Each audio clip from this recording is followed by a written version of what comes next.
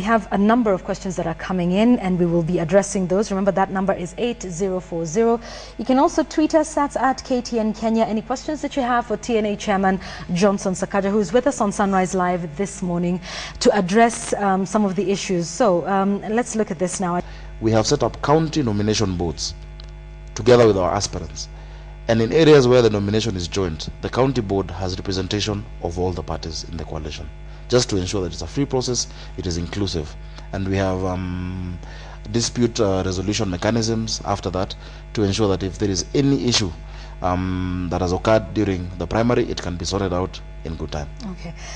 Nomination primaries such as these are exercises that have been marred, like you mentioned, not just by violence, but also by a lot of bribery and a lot of, underhand dealings going on. Yes. And obviously the primaries are, like you say, a mini election, and there are tests of democracy within the coalition.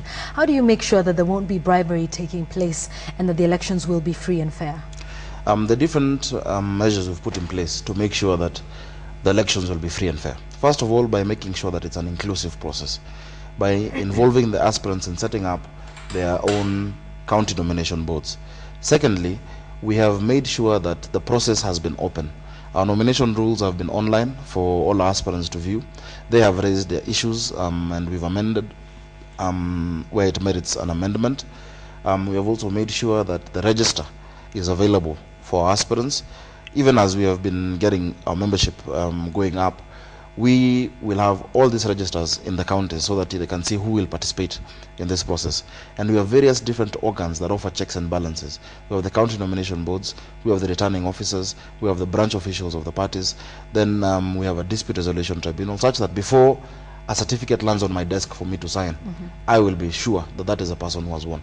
So we're not going to see the scenarios that we saw in 2007 of people running with nomination papers and people at least fighting in ways that seem quite dishonorable. We hope not. Change is a process, and we really need to move the practice that has been in political parties in terms of nomination. And it's a difficult process, but I'm confident that this time we will indeed get it right. It's a true test of whether parties can actually express the true form of democracy. And we hope to make sure that the people who will win this election actually get the certificates.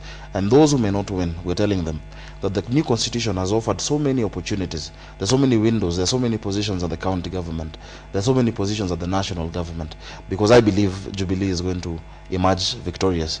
And we will find a way of having these people in some of these positions, because we're saying that if somebody wins a nomination and has 10,000 votes, and the person who comes number 2 has 9,000 votes, they are both leaders. The practice has always been that if somebody defeats you in a nomination or an election, your work is to undermine his leadership for the 5 years. And if you win, your work is to make sure this person disappears from the face of politics in your area. But we're saying that leadership is stronger when these leaders are able to come together, and it always comes out for the benefit of the people. Okay. Some are saying that the reason that you're having this process happening on January the 17th, which is just a day to the IEBC deadline, January 18th, is to lock out anybody who has any disputes following January 17th, and therefore they cannot jump to any other coalition or any other party. How will you deal with persons, because in every election, the loser isn't always happy. Yes. I mean, he'll always have a reason and say, well, this was unfair, this was not done right. How will you deal with that, seeing as this is happening just a day to the IEBC deadline? Well, that is true. Most times, nomination is not fair if you don't win it, for most people. But the reason why we had to take that date was not to lock out candidates. We realized that there is a law within Parliament that was passed recently that gave sitting members of Parliament, sitting councillors and cabinet ministers up until the 14th of January to move parties. If we held our nominations any time before the 14th, these sitting members of Parliament, first of all, would lose their seats in Parliament before the 14th, where Parliament dissolves. That means they would they would have to forego their pension. And we're saying it is unfair for us to do that because the party is new and we have only 2 sitting MPs. And we'd like more of them, and many of them have expressed interest to run on TNA. Also, it means that the cabinet ministers who are in the Jubilee coalition, and there are many, would automatically leave their seats, and there'd be legal challenge to it. And we are definitely not interested in conducting this election with a cabinet that is only filled with CORD ministers. So we needed to have that time. So between the 14th, we are giving them 2 days to resign from their political parties, to come into our parties and register, and we hold the elections on the 17th. You also realize that between the 17th, in as much as the 18th is the deadline for which party should conduct the nominations, between the 18th and the 30th, parties have time to resolve disputes. So we have enough time to look at what happened, to look at the reports from the county nomination boards, to look at different ways, alternative ways of arbitration, and to make sure that then we can present candidates by the 30th. Okay, all right. We have a number of questions that are coming in, and we will be addressing those. Remember, that number is 8040. You can also tweet us at KTN Kenya. Any questions that you have for TNA Chairman Johnson Sakaja, who is with us on Sunrise Live this morning to address some of the issues. So let's look at this now. I texted and found I'm registered with TNA, whereas I have the ticket. What should I do? Whereas they have the ticket. They have the ticket. So yes. does that mean they remember? Or? I believe it does. Anyway, there's another one here that says, nataka kujua kama niko TNA nitafanyaje. One of the persons who's probably texted and found out. Just to reiterate that, I know you talked about that in the beginning, but just to explain to them, if you find yourself as a member of the party and you did not register. If you find yourself as a member of the party and you did not register to be a member of the party, if you have access to the internet, you can send us an email, info@tna.co.ke, and we will respond immediately and register you. Or number two, if you do not know whether you're in any political party, you can go to the IEBC website, iebc.or.ke, and you can find there's a portal there where you put in your ID number and you can tell whether you're in that party. But if you want to be in TNA and you're not sure whether you are whether you have a registration center next to you, you can call our help center. We have a 24-hour call desk, 0711 035 999. Somebody will get back to you, tell you where you can get a registration center, because we realize that there are millions of people who want to be in the party. The register of political parties said at least probably 4% of those who are in the registers are fraudulently registered or through an error, either way. Currently we have 1.6 million members as a party, and I think it's amazing that in less than 8 months we've been able to pull that feat. We have people working around the clock registering Kenyans all around the country. We have registration agents in our offices in the counties and the constituencies.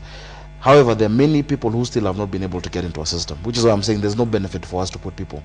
I even have aspirants who are not yet fully registered. So it's a tedious process because it's a new system, but I'm confident that in the months and years to come, we'll be able to get it right as political parties. All right. Let's talk about your flag bearers for a moment now. And of course, we do know they're in South Nyanza at the moment. Yes. And the one question, I suppose, that you cannot get away from the fact that they've been indicted at the ICC for charges. We have a question here that says, will they cooperate with the ICC if they win, or will they bring us sanctions and sufferings? Okay. Thank you for that question. I think it's an issue that is on many people's minds. First thing I'd like to say is that as a coalition, we believe in the rule of law. We support the constitution of this country. The constitution of this country and the legal framework in this country holds that one is innocent until proven guilty.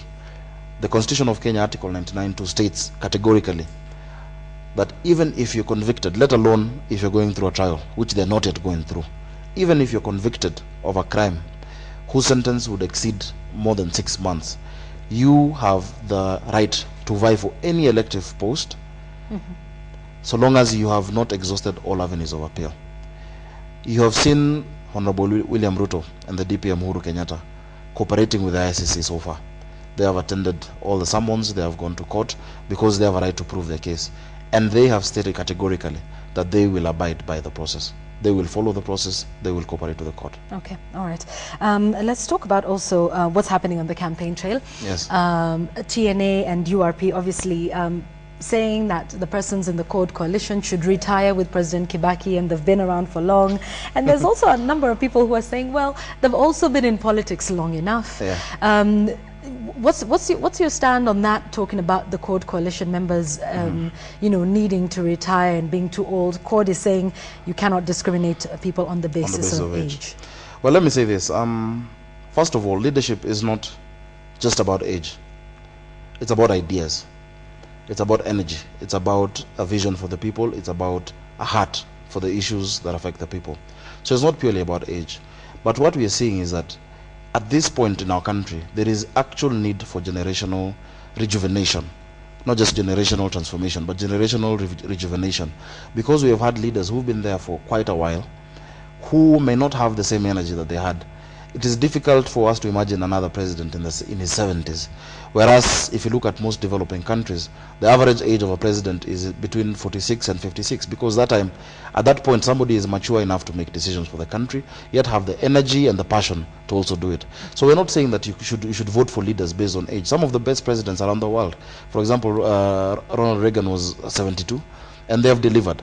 But we're saying that it is time indeed for us to have a new generation of Kenyans who are not necessarily held back by shackles of tribalism, a new generation of leaders who actually want to unite Kenyans, who have the energy, the passion, the vibrancy, and the vigor to rule this country.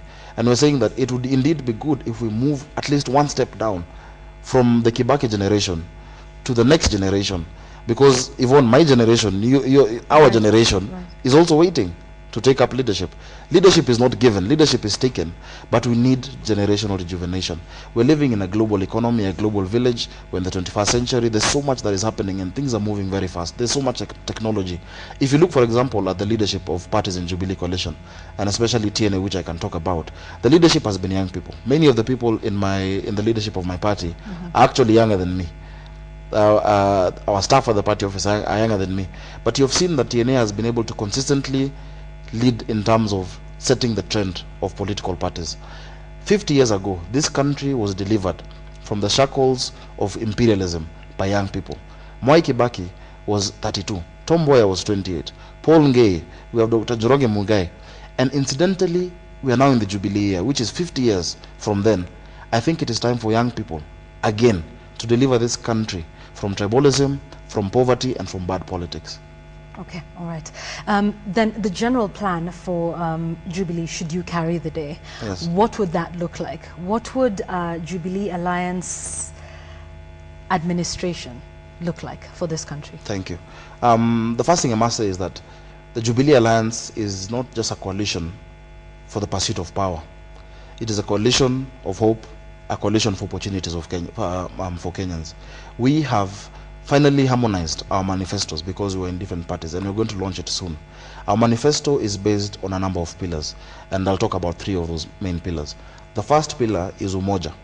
We believe that a time has come that we must unite Kenyans, because we have seen a beautiful reality in this country. Despite all the ethnic divisions that we've had, despite all the tribal chauvinism and talk that has been there for many years, we have seen that the dreams of the Kalenjin are not opposed to the hopes of the Luya. We have seen that the aspirations of a Turkana mother are in no way in opposition to the aspirations of a Mijikenda mother and what they want for this country. And we have seen that actually there is more that brings us together as a people, as a country, than everything that has ever threatened to tear us apart. And it's time that we started seeing ourselves as Kenya. Having said that, we are not saying that we are one tribe. We are not one tribe. There's some people who say that Kenyans should see themselves as one tribe. I don't agree. I think Kabila sio ukabila, that there is beauty in the diversity of our ethnicities. But those ethnicities must not put ourselves against each other. Let everybody feel as Kenyan as they are, wherever they are. That you can raise your child in Mandera and expect the same quality of education, the same quality of healthcare, and feel as Kenyan as somebody who is raising their child in Nakuru and in Nairobi. So our first agenda is to unite Kenyans. And if you have seen some of the communities that have been most antagonistic since the advent of multipartism, for example, the Kikuyus and the Kalenjins, have fought every year, and we're saying any efforts to bring back those communities together, to bring the Samburus and the Turkanas together, to bring the warring factions in the coast together, must not be frowned upon, but must be applauded and must be supported. Our second agenda is Uwezo, opportunities for all. We need to be able to create jobs for this country and for the young people in this country. The unemployment rate is high, it's about 40%. We have so many young people who have no hope because they have no jobs. People who've gone to school, people who have degrees, people who have some skill but have no jobs. And we're saying that it is possible for us to create jobs because God has blessed this country. We have been endowed with so much resources. We have been endowed with so much human capital. And if you look at even where we've been placed strategically in the continent, we have a market of more than 250 million people around us, looking up to us as a big brother. We want to ensure that we can create an industrial revolution in this country so that we can stop importing toothpicks, we can stop importing chairs like this, business. Okay. So that is our second pillar, is opportunities. And while you're at it, how will you create those opportunities? We've heard these promises before. We'll create 100,000 jobs in 1 year and we will do this. What are the exact policies in place? We'll focus on two things. Do this? Yes. Number one, an industrial revolution, because our balance of trade is highly skewed towards imports. There are so many things that we import that we don't need to import, as I was saying. We need to ensure that we can actually create industries, incentivize those industries. We need to ensure that there is ease of doing business in this country, that you do not have to take 3 weeks to register business and come all the way to Nairobi to do it, that you can do it on your phone within 48 hours. You can get your company registered. You do not have to pay 13 licenses to operate a business. We have to ensure that there is access to credit to people who are in the SME industry, because the government cannot be able to create jobs for everybody, but we must work with the private sector to ensure that jobs can be created and that investors are attracted to this country. Number two, we must ensure that we have an agrarian revolution in this country, because a country that cannot feed itself cannot say that it is sovereign. Once you have an agrarian revolution in this country, we have more than 26% of our country being arable land. The last time we had famine, you remember, we had Kenyans for Kenya. Yes. We had a country like Egypt with only 3% arable land donating food to us. So we must be food secure. Not only will it make us food secure, it will also provide jobs for Kenyans. And three, we need to have common sense government, Yvonne. Our government, as it is structured, does not make sense. It is too bloated. There's so many things that actually don't make sense. The other day I was at Kenyatta National Hospital and I was almost brought to tears, because you find very sickly and almost helpless people lining up to find out how much their bill is, then making another line to pay that bill. I mean, that does not make any sense.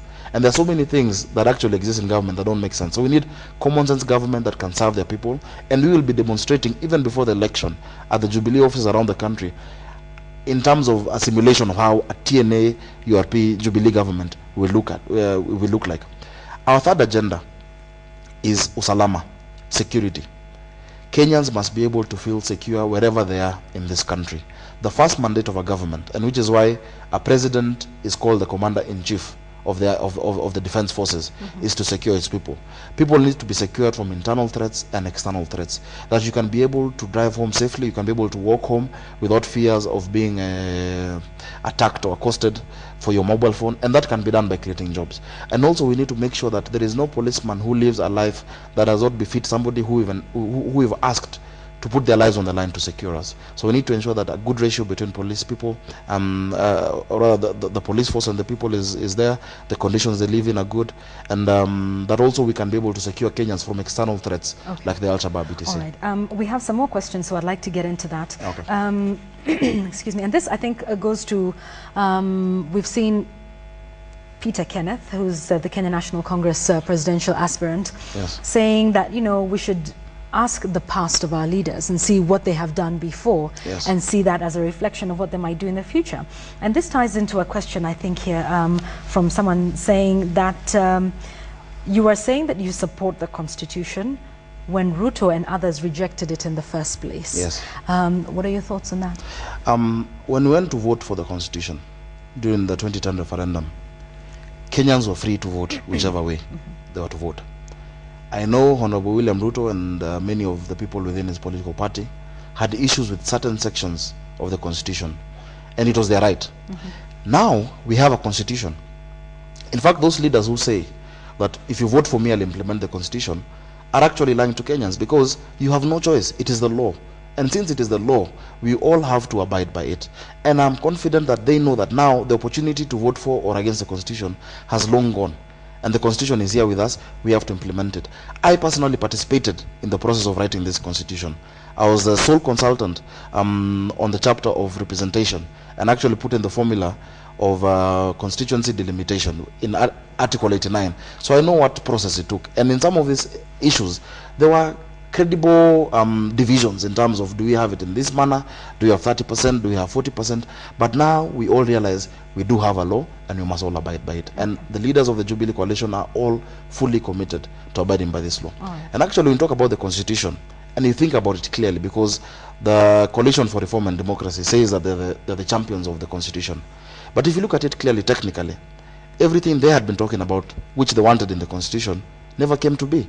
They were talking about Majimbo, a federal system. We have a unitary government. We have fiscal decentralization. They were talking about a parliamentary system. We have a presidential system, which we were talking about. They did not want equality of the vote as is espoused in the current constitution. We have that. And so it is hypocritical to say that one person delivered this constitution, whereas millions of Kenyans went out, 67%, and voted for this constitution. So it's a constitution of the people.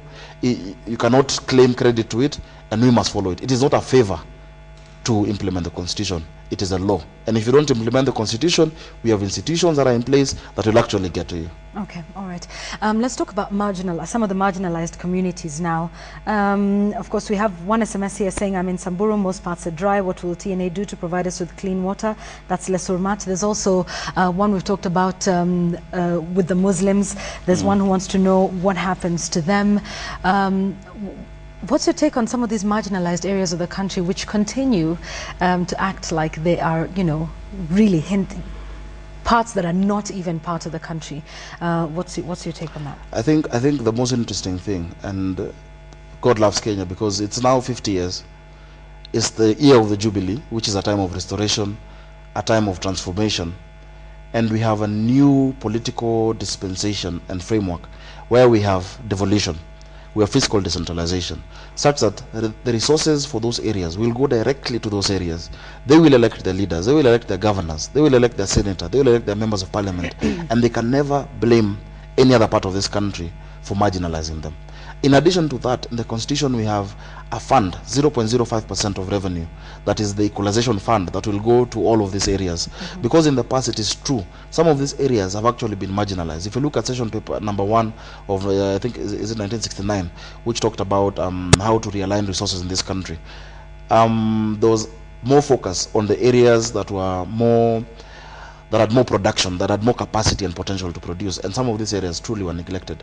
We are saying that we want Kenyans to feel as Kenyans, as equal as anybody else in this part of the country, and we as a government, once we form the government, will be able to focus on these areas and ensure that at least they come to par with the rest of this country and they move forward. There are so many opportunities in those areas. If you look at the northeastern part of this country and other parts of northern Kenya, and look at the industry in terms of rearing animals, livestock farming, they have the potential of actually turning this economy around. Look at a country like Botswana, which actually decided to focus on livestock. Right. It has fully transformed their country. And we're saying that there's so many opportunities in many different parts of this country that can actually be taken up. If you look at northern Kenya, we can actually, through harvesting wind energy, we can be able to actually supplement a lot of the energy shortfall that we have in this country. So we're looking at the potential, and actually the Jubilee Coalition has a manifesto for each and every county in this country. We went around the country and had county forums in the month of November. County forums where we were listening to the people, listening to what they felt needs to be done to them, what kind of government they wanted, looking at the potential. We have done research on all these areas, and I tell you that there is potential in each and every county in this country. Okay, all right. As we come to the close of our discussion now, we have Dachi James here on Twitter, who says he's still on the fence, but he wishes you were the one contesting. So this would be a good point to ask. You're now the chairman of TNA. Yes. Not seeking any elective posts this time around. No. The future, perhaps? If one, I think for me it was deliberate to stay in the party because there is a need to institutionalize our politics. Our politics has been very disorganized because we've not had real political institutions in this country. And I want to focus, at least for the next 5 years, in building a strong political institution that Kenyans can believe in. That when you say you're a member of TNA, it means something. That you stand for this and this type of ideology. That you operate in such a manner. And I hope that 10 years to come, 20 years to come, 30 years to come, TNA will still exist as a party. I think I do have political... Are you hopeful of that? Because we've seen a lot of parties that come and go and change names. You see, they come and go. That sort of thing. They come and go because they are premised on an individual, and which is what I'm trying to change. So you are saying confidently here that Yes. you hope TNA will be around for a while? Until I'm in my 80s. Okay. And over. On this January 7th, we will hold you to that. Yes, please we'll hold me to that. And see if the party still exists Yes, 10, 15 years from now. And let me tell you something, Yvonne. Many people are saying that they want to go and vote on March the 4th to register, to express their democratic right to choosing the kind of leaders that they want. But you know, there's a problem, because on March 4th, you will walk to that polling station, but you will find the names already there on the ballot papers. Those names came through political parties. And we're telling people there is benefit in being a member of a political party, because the right leader you want can only get to the ballot through a nomination process. But let's talk about political parties for a moment. There's the belief that we're not so big on manifestos, on party identities, and they're usually just cobbled up for, during an election period. After that, they sort of dissipate, and they come up again with a different name, same leaders, over and over. These are all the same leaders we've seen before. They're just in different parties all the time. Why are we not able to have a party that says, for example, that we know that this party stands for this? I mean, in the States, it's very easy. Democrats are known to be liberal, pro-choice, that sort of thing. Republicans are, conservatives. Having a party identity, what will it take for us to get to that point where we have parties that stand the test of time and parties whose manifestos are almost like a way of life? I think our democracy is maturing. It is a place we really need to get to. But even a democracy that is maturing, and a country like this, which has more or less similar issues between parties. For example, if you look at the ODM manifesto and you look at the manifesto of another different party, they're more or less similar, because the needs of the people, it's obvious what we need as a country. So the ideological divide in developing countries and a country like Kenya is not that clear. But I think as our democracy matures, as we move out politicians from the management of political parties, because if you look at TNA, there is no politician holding any position in the party. The party is run by professionals who can focus on issues, who can focus on ideology. Then we will get there. Because unless we do that, where you find that the presidential candidate is a party leader or is the chairman of the party and it's all about him, and after 10 years, when the guy goes out, the party dies, we will not be able to change our country. So we need to professionalize and institutionalize our parties. Luckily, the Political Parties Act right now creates a fund for political parties based on the number of seats they get. From next year, we will not stop, because we will be receiving a lot of money from the public, and we will have activities all around the country throughout the year. We will have leadership development programs, we will have exchange programs, we will have projects done by the political party in counties, such that if somebody leaves university and has studied political science, they can build a career within the political party, because political parties need to be the home of policy, and we will be holding our leaders to account for the policy position of this party. We are having all our aspirants sign a creed and a charter of what they must abide by, because political parties must be the custodians of that democracy, and we'll make sure that these leaders account for it. And that is what we'll do between 2013 and 2017 until the next election. What happens if you don't win March 4th? In the unlikely event that we don't win, we will continue building the party, building democracy. We'll continue encouraging young people to get involved, to wake up from the slumbers of apathy and rise up to the consciousness, the pains and joys of national consciousness, because this country needs us. So we will go on.